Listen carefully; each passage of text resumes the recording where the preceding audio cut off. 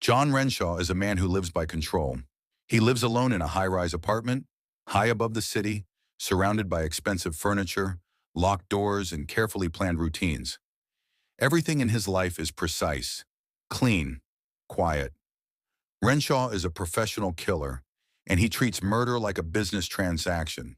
No emotion, no hesitation, just efficiency. Recently, he completed a job that paid extremely well: the assassination of a powerful man's child. Renshaw didn't ask questions. He never does. Once the job was done, he moved on, confident that money and distance would protect him, just as they always had before. Then a package arrives. There's no return address, but Renshaw immediately understands who sent it: the father of the child, the man who couldn't buy justice the normal way. Inside the box is something almost laughable: a collection of toy soldiers, plastic infantrymen, tanks, planes, tiny weapons molded in cheap green plastic, the kind of toys meant for a child's imagination, not a grown man's fear. Renshaw laughs it off at first. He assumes it's a sick joke or a failed attempt at intimidation. But even as he puts the toys aside, something feels wrong. The gift isn't random. It's deliberate, and it's personal. That night, the apartment feels different. Renshaw begins to notice small things: faint sounds, movement where there shouldn't be any. At first, he blames exhaustion, but soon the truth becomes impossible to ignore. The toy soldiers are alive. They move with discipline and coordination, behaving like a real military unit. They communicate silently, positioning themselves strategically throughout the apartment. These are not mindless toys. They are soldiers with a mission, and that mission is Renshaw. What follows is a strange and terrifying reversal of power. Renshaw, a man who has ended countless lives, suddenly finds himself helpless. His guns are useless against enemies too small to target.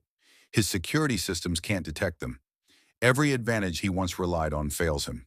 The soldiers begin turning his own home into a battlefield. They set traps. They sabotage. They strike when he's distracted and disappear before he can retaliate. Slowly, room by room, they take control of the space. Renshaw is forced to retreat, adapting, improvising, and panicking in a way he never has before. For the first time, fear takes hold. What makes the situation truly horrifying isn't just the danger, it's the symbolism.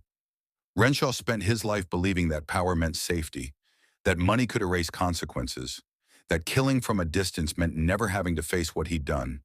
But these soldiers are not fighting for money, they are fighting for revenge.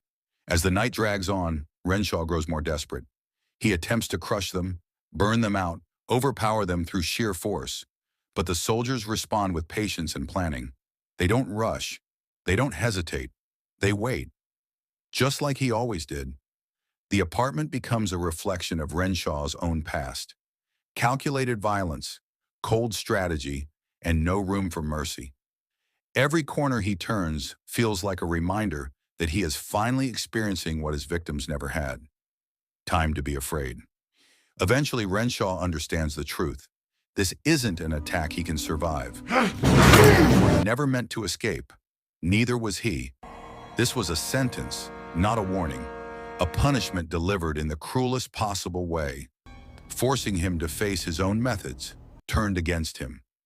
By the end, Renshaw is no longer the hunter. He is just another target, trapped in a battle he cannot win, paying for a life he erased without a second thought. Battleground is a story about consequences.